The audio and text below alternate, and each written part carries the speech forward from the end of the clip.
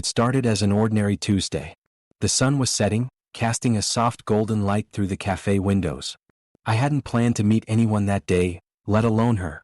But there she was, sitting alone, lost in her world. I didn't know it then, but that moment would change everything. Lily. A name that would later become both my greatest joy and my deepest regret. I watched her for a moment, unsure of what drew me in. Her smile, the way her eyes lit up when she caught my gaze, something inside me stirred. We started talking, and just like that, she became the center of my universe. I believed in us. I thought we were building something real. But that belief would shatter in a way I never saw coming. It wasn't the arguments or the fights that tore us apart. It was something far worse. A betrayal so deep, it left me questioning everything I thought I knew about love. I stood there, my heart in pieces as I saw it all, the truth. And in that moment, my life would never be the same again. I still remember the way Lily looked the first time I saw her. It wasn't anything spectacular, not like the movies where everything slows down and the world falls away. It was just a normal Tuesday, and she was sitting at a cafe typing away on her laptop, lost in the kind of world only she could understand. I didn't know it then, but that moment would define everything. She looked up, caught my gaze, and smiled. The kind of smile that made everything else seem unimportant. We talked for hours just about life and nothing at all. She made me laugh in a way no one else could. Everything she said seemed to pull me in. It wasn't long before we were inseparable. I loved her with every part of me. She became my world. But somewhere along the way things changed. I didn't notice at first, distracted by the idea of us, the dream of what we were building. She'd go out more, stay late at work, and when she came back she was distant. But I didn't question it. I believed in her. I believed in us. But I should have noticed, should have known. The night I found out, I was sitting at home waiting for her. I'd made dinner, and the table was set just like she liked it. I'd even opened a bottle of wine, thinking this would be the night we talked about our future, maybe even take that next step. Then my phone buzzed. A message from a friend. A screenshot. The picture didn't make sense at first. Lily smiling, with him. The man who had been her co-worker, someone I'd met once and shook hands with. My heart skipped a beat. I clicked the message, the words barely registering at first. It was a text she'd sent to him, something that left no doubt in my mind. Can't wait to see you tonight. I miss you. I stared at the screen, hoping somehow it wasn't real. But it was. I couldn't breathe. My hands were shaking, my chest tightening. I thought I was going to pass out. She was seeing him behind my back. The person I trusted the most had lied to me, had made a fool out of me. When she walked through the door that night, the first thing I saw was her smile. The same smile that had made me fall in love with her. It was all too much. I stood up, trying to force myself to speak, but my throat felt tight. She stepped closer, and I just stared at her, waiting for her to say something, anything. Hi babe. Dinner smells amazing. How was your day? Her voice was sweet, like she didn't have a care in the world. But I knew. I knew everything. I didn't say a word. I couldn't. I pulled the phone from my pocket, holding it out to her. What's this? My voice was cold, too cold even for me. She froze. Her eyes went wide, then quickly dropped to the floor. I could see her calculating her next move, the words she was going to use to deny it, to make me believe it wasn't real. But it was too late for that. Lily, I whispered, the pain in my chest making it hard to speak. How could you do this to me? She opened her mouth, but no sound came out. She closed it again, searching for words that wouldn't come. Her eyes welled up with tears, and for a moment, I thought she was genuinely sorry. But then her voice cracked. I never meant for it to happen. Stop. I cut her off. You didn't mean for it to happen? You've been lying to me, sneaking around behind my back, and now you expect me to believe you didn't mean for it to happen? I didn't wait for her to respond. I couldn't. I turned away, my chest heavy with anger and hurt, and I walked out the door. The night air was cold, but it didn't matter. I couldn't feel it.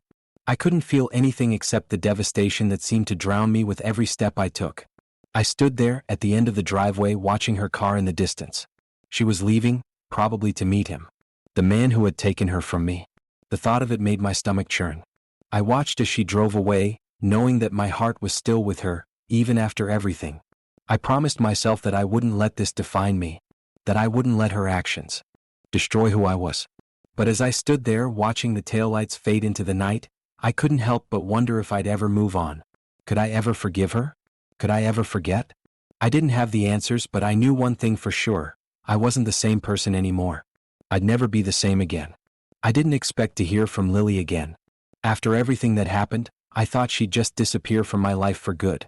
But then one afternoon I found a letter in my mailbox. Her handwriting. It felt like a punch to the gut, like the past was coming back to haunt me.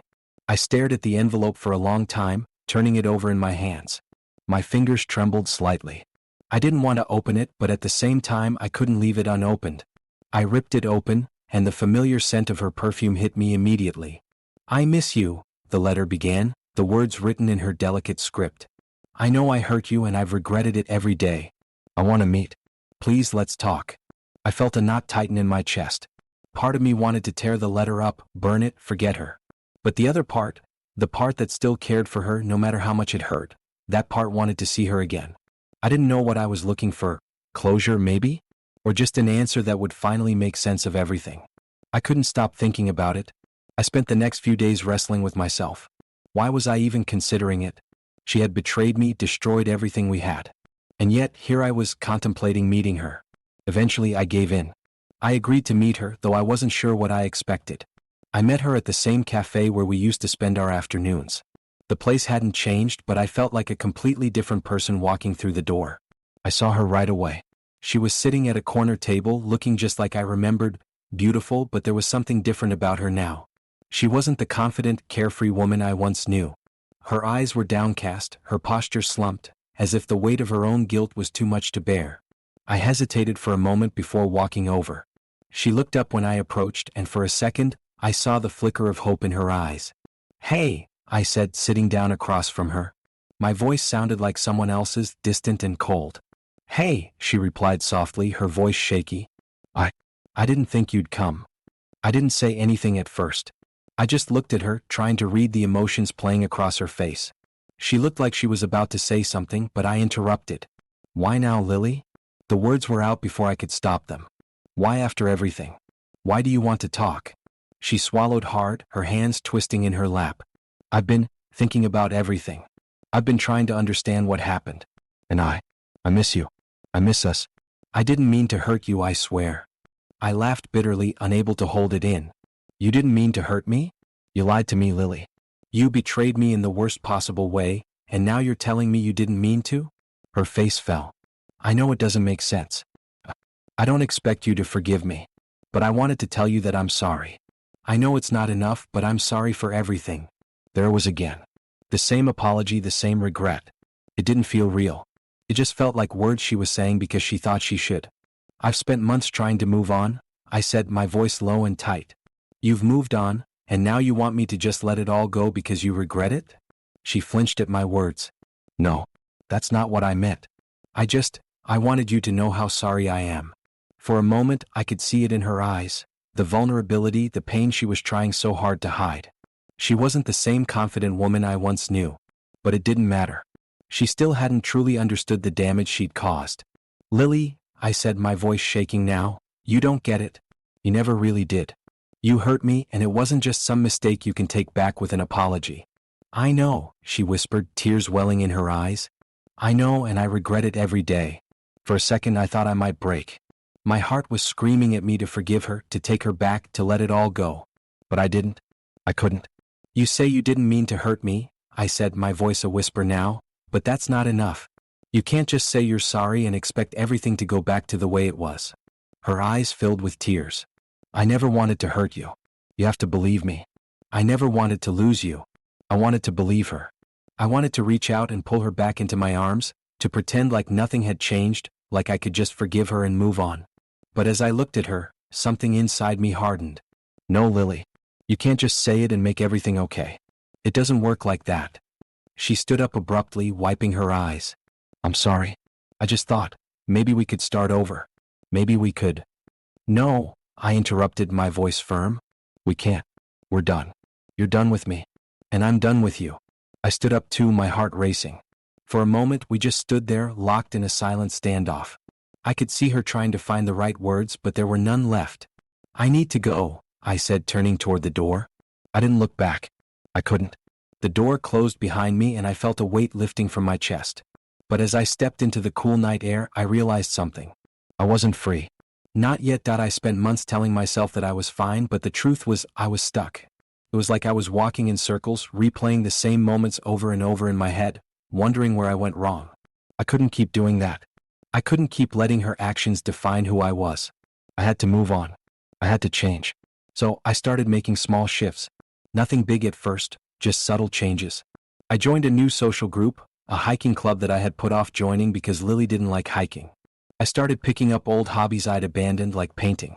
Every time I picked up a brush, it felt like I was releasing a little bit of the weight that had been holding me down. I wasn't doing it for anyone else, I was doing it for me. It felt good, but it wasn't enough. The ache was still there. So, one afternoon I decided to take a break and went to the cafe I used to go to with Lily. I needed to be alone to think. I ordered my usual, sat by the window and stared outside. It wasn't the view that caught my attention though. It was the person who sat down at the table next to mine. She was older than me, maybe in her late 40s, and there was something about her that immediately drew me in. She didn't look like someone who would be at this cafe, she looked like someone who had lived 1,000 lives, someone who had seen the world. I couldn't help but overhear when she spoke to the barista. "I'll take my usual," she said. Her voice was smooth, confident, but with a hint of warmth. It was the kind of voice that made you want to listen. The barista, a guy who had worked there for months, grinned. "Sure thing, Miss Grace." I couldn't help but smile at the name. She had an energy about her, one that seemed to fill the space. Then she looked up and caught my gaze. She didn't look away, which was unusual. Most people would have turned their attention somewhere else, but not her. She held my gaze for a beat too long before offering a small smile. "Do you mind if I sit here?" she asked, motioning to the empty chair across from me. No, of course," I stammered, a little thrown off. She slid into the seat, setting her coffee cup down. "You look like you're thinking about something important. Mind if I ask what's on your mind?" I hesitated. Part of me wanted to tell her everything. About Lily, about the betrayal, about how I couldn't move on. But I didn't. Instead, I shrugged and said, "I'm just trying to figure things out." She nodded knowingly. "Figuring things out, huh? You know, I've spent most of my life doing that." She chuckled, but there was a depth to her voice. "It's funny. We think we have all the time in the world to fix things, but sometimes all we're really doing is digging ourselves deeper." I blinked. "What do you mean?" She leaned back in her chair, folding her arms. "I mean that we spend so much time thinking about what's wrong, what could have been, that we forget we have the power to change it. You can spend years being stuck in the past, or you can choose to rewrite the story. The question is, are you ready to be the hero of your own life?" I stared at her, unsure how to respond. "Rewrite the story?" She smiled softly, eyes kind but firm. "Yep. You can't change what's already happened. But you can choose what comes next. You can stop being the victim of your own story and start being the hero." I felt a strange surge of warmth. It was like something inside me clicked. I had been stuck for so long, unable to move forward, unable to forgive myself. I'd been holding on to this idea that I was broken, that I was incomplete. But maybe I wasn't. Maybe I had the power to make myself whole again. "What do you mean?" I asked again, my voice quieter now. She leaned forward slightly, as if she was about to let me in on a secret. "You're not defined by what happened to you. You're defined by what you do next. If you keep holding on to the past, that's all you'll ever be.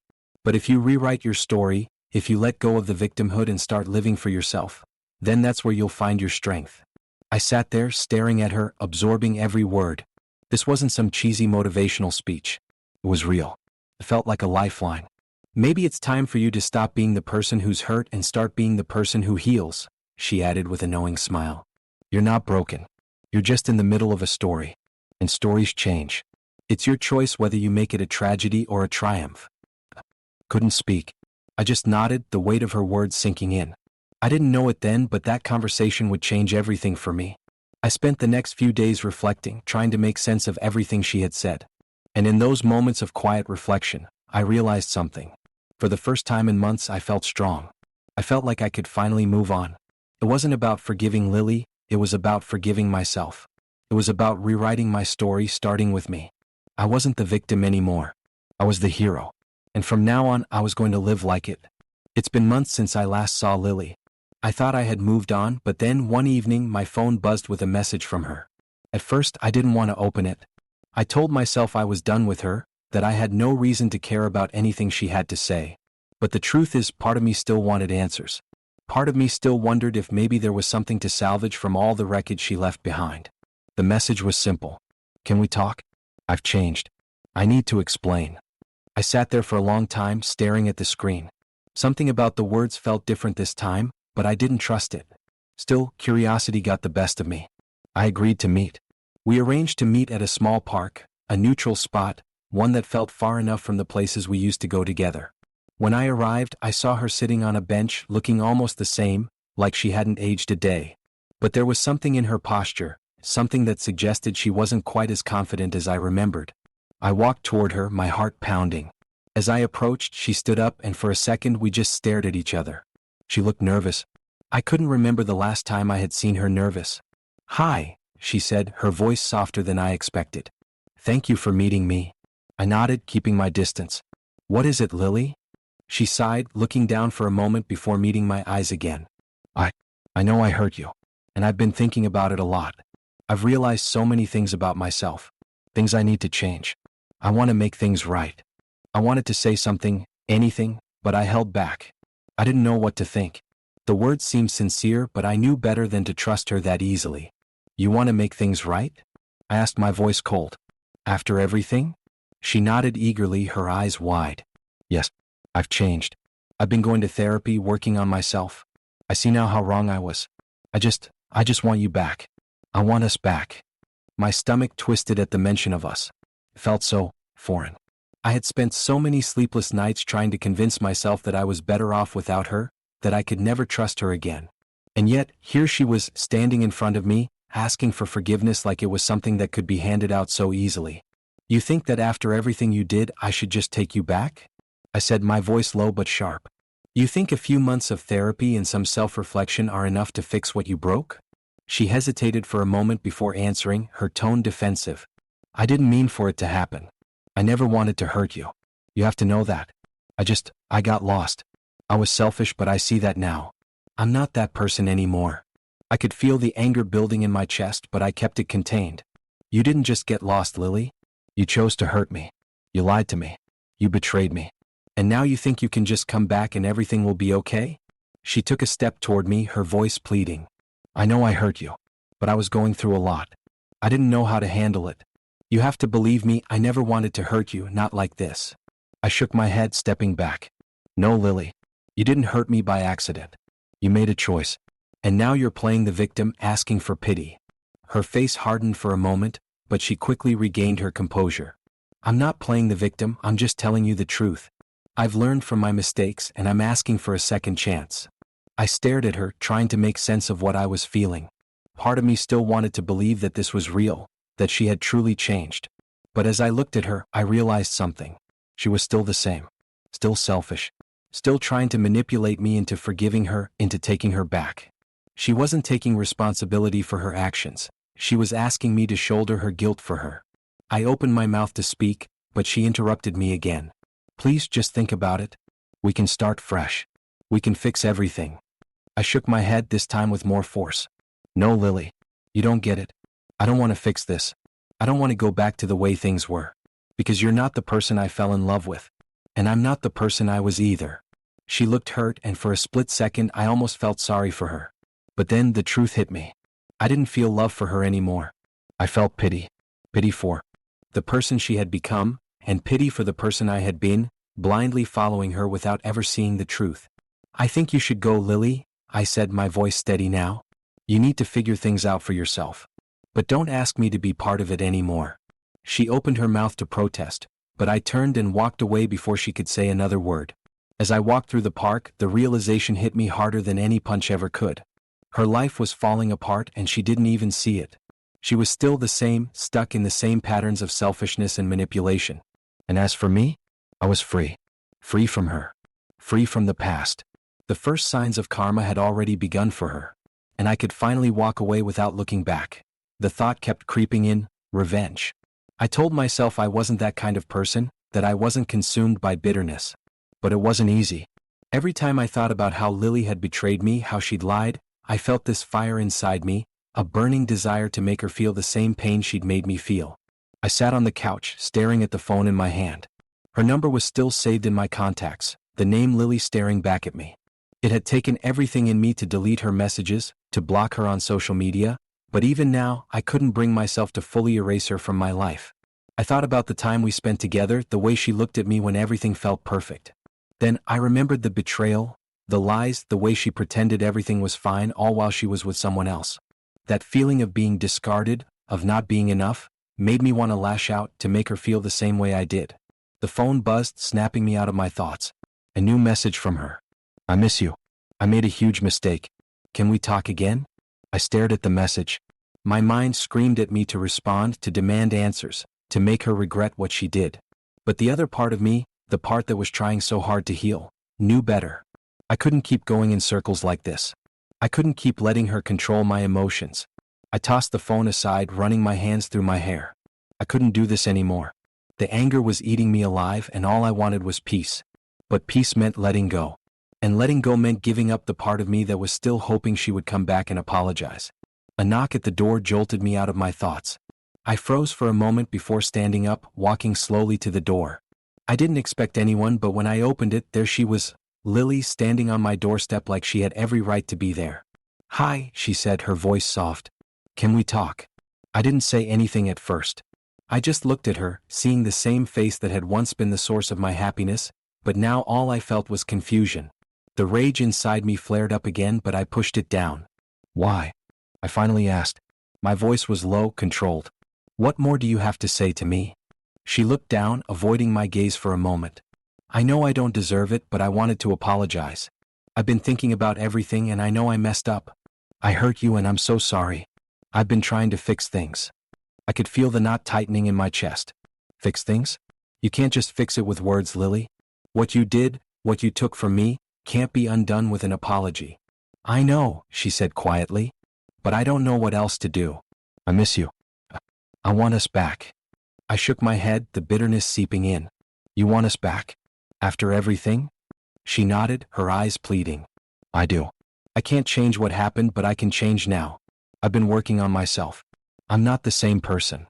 I laughed, though it was hollow. You think I should just forget everything and take you back? After what you did to me? She reached out, her hand trembling slightly. Please don't hate me. I didn't mean for any of it to happen. I was selfish and I didn't see how much I was hurting you.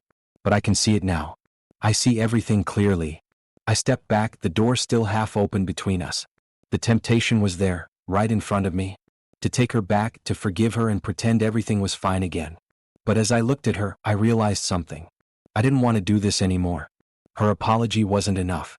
Nothing could undo the damage she had done, and I was finally starting to see that holding on to the anger and the hurt was just chaining me to the past. If I didn't let go, I'd be the one suffering forever. I'm sorry, Lily, I said, my voice barely above a whisper. But I can't keep doing this. I can't keep letting you back into my life every time you decide you want me there. I've been holding on to something that isn't real anymore. She looked at me, tears welling up in her eyes. But I've changed. I'm not the same person. Maybe, I said. But I am. And I don't want this anymore. I don't want to keep punishing myself by holding on to you. I've been doing that. For too long. I could see the hurt in her eyes, but there was nothing I could do about it. The truth was, I was tired of the battle. The battle to forgive, the battle to forget. It wasn't about her anymore. It was about me, and I couldn't keep dragging myself down. I took a deep breath, feeling lighter than I had in months. Goodbye, Lily. She didn't say anything, just stood there, staring at me. For a moment, I wondered if she'd say something else, try one last time to convince me. But she didn't. She just turned and walked away.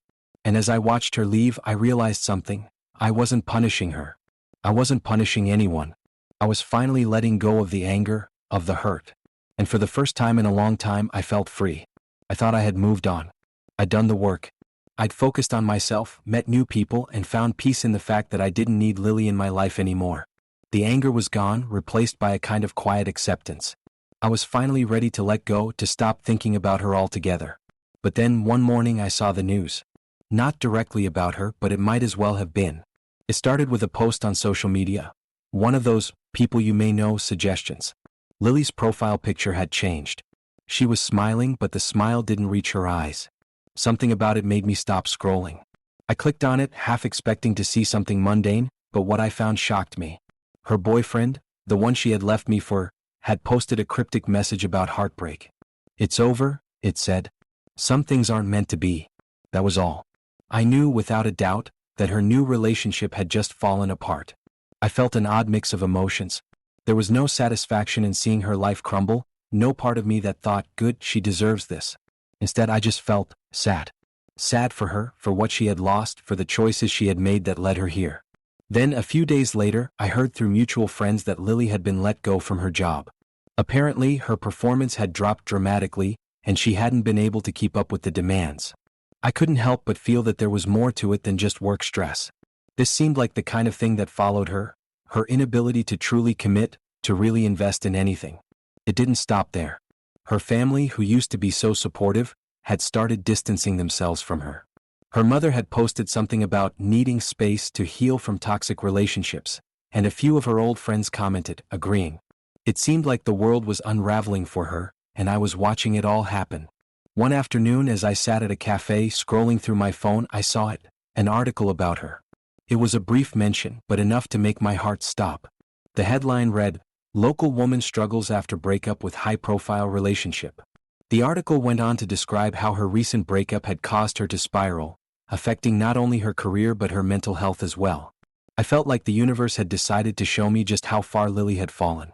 The person who had hurt me, the person I once thought I couldn't live without, was now struggling in ways I couldn't have imagined.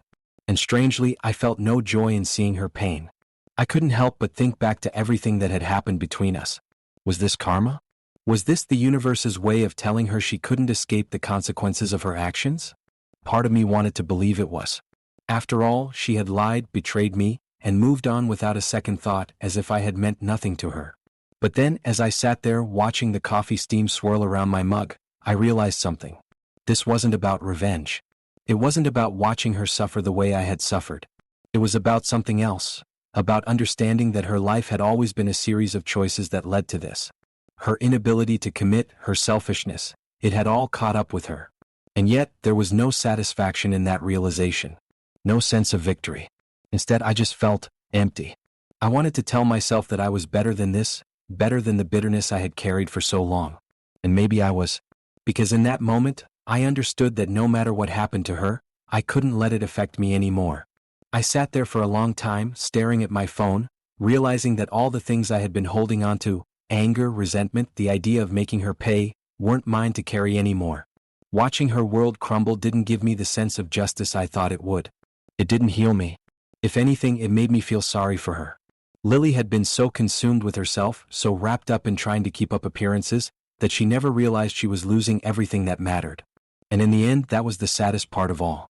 I don't know when exactly it happened, but in that moment I felt a shift within me. I realized that all this time I had been carrying the weight of our past on my shoulders. But I didn't need to anymore. I didn't need to watch her life fall apart. I didn't need to see her suffer to feel justified. I had already won. I had moved on. I had found peace. And that, I realized, was the real victory. I didn't expect to see Lily again. I didn't want to. After everything that had happened, I told myself that I had nothing left to say to her, nothing left to give. I had found my peace. But life, it seemed, had other plans. It started with a phone call. My phone rang one afternoon as I was walking down the street. It was from a number I didn't recognize. When I answered, I was taken aback. "Is this my name?" a familiar voice asked. It was her. Lily. I froze, my heart pounding in my chest. I almost hung up, but something stopped me. I didn't know if it was curiosity or the hope of closure, but I stayed on the line. "Yeah, it's me," I replied, my voice cautious. "I need your help," she said, her voice shaky. "Please, I'm in trouble." The urgency in her voice threw me off.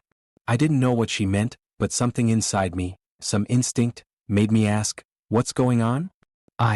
I'm in my car and I think there's something wrong with the brakes. I can't stop the car and I don't know what to do. "I'm scared," she explained quickly. My first thought was to tell her to call someone else. To tell her to figure it out on her own, that I had no obligation to help her. But the words didn't come. Instead, I felt this rush of panic, a strange mix of concern and anger. I knew I shouldn't care. But I did. "Where are you?" I asked before I could stop myself. I'm on Riverside, near the bridge. I think I'm going too fast. I can't slow down." I knew exactly where she meant. I could picture it in my mind, the sharp turn ahead, the steep drop-off. She was in serious danger. "I'm coming," I said before I could even think it through. "Stay calm. I'm on my way." I hung up and ran. My mind was racing, but I couldn't explain why.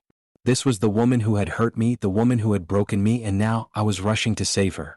When I reached the bridge, I saw her car up ahead, swerving wildly. My heart stopped for a second. Without thinking, I ran toward the road, my legs moving faster than my brain could process. I saw her car approaching, too fast, and I knew what I had to do. I didn't think. I just acted. I ran into the path of the car, jumping into its path. The screech of the brakes was deafening. I felt the car's front bumper hit me, sending me stumbling backward, but I didn't care. The moment the car came to a halt, I collapsed onto the ground. I don't know how long I lay there, disoriented and in pain, but the first thing I heard was her voice. "Oh my God," she cried, rushing to my side. "What did you do? What were you thinking?" I could barely see her through the blur in my vision, but I knew it was her. Her hands were shaking as she knelt beside me. "I couldn't let you crash," I muttered, wincing at the pain that shot through my body. "I couldn't just let you die." She was still in shock, her face pale as she looked me over. Why did you do that?" I took a deep breath, forcing myself to sit up. Every movement sent pain through my body, but I didn't care. Because I'm not the person I used to be. I'm not the person who's angry anymore. I'm not the person who wants revenge. She stared at me wide-eyed. "What are you talking about?" "I'm saying," I said, my voice steadier now, "that I'm done holding on to the past. I'm done letting it control me. I've forgiven you, Lily. I've forgiven myself.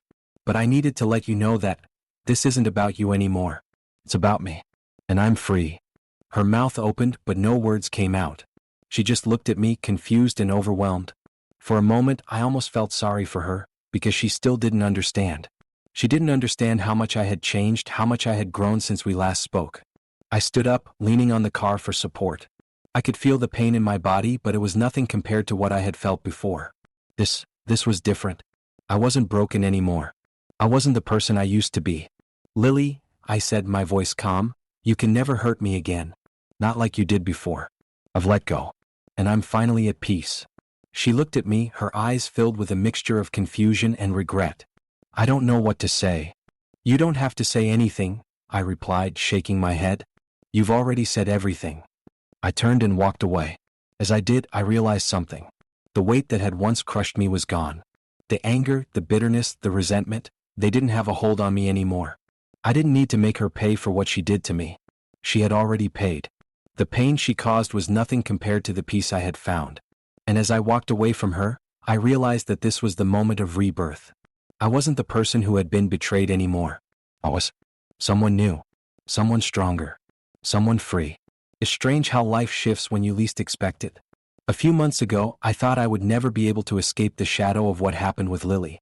But here I am, walking forward, feeling lighter. My mind no longer spirals into thoughts of revenge or regret. My life is mine again. I sit at my desk one morning, sipping my coffee, staring at the blank page before me. For the first time in a long time, I'm writing not because I have to, but because I want to. The words flow easily now. They come from a place of strength, not pain. I'm not the same person I was when Lily left me. I can see that now, in the way I carry myself, in the way I approach life. For so long, I was the victim in my own story. I let the betrayal define me, let it dictate my actions. But now I'm the author of my own life. "Hey, you've been awfully quiet lately," a voice breaks my thoughts. I look up to see my friend Sam leaning in the doorway, his usual smirk on his face. I smile back, setting my coffee down. "Just thinking." "Thinking, huh? About her?" he asks, the curiosity in his voice almost too obvious. I laugh softly. "No. Actually, I haven't thought about her much at all." His eyebrows raise. "You've really moved on, huh?" I nod, feeling a weight I didn't realize was there lift off my chest. "Yeah, I have. It's kind of amazing, actually." "Good for you, man." "I didn't think I'd see the day," he says, taking a seat across from me. "But I've got to ask, what changed?" I lean back in my chair, thinking about the question. I guess I realized something. I was holding on to all this anger, this pain, but it wasn't hurting her. It was hurting me. I spent so much time trying to get back at her, trying to make her feel what I felt. But it never worked. It just kept me stuck. And then I realized I didn't need to do that anymore. I could just move on. "Sounds like you figured it out," Sam says, nodding. "So what now?" I look out the window, the world moving on as it always has. Now it's my story. It's all mine. I'm not defined by what happened. I'm not defined by her. Sam smiles, obviously happy for me.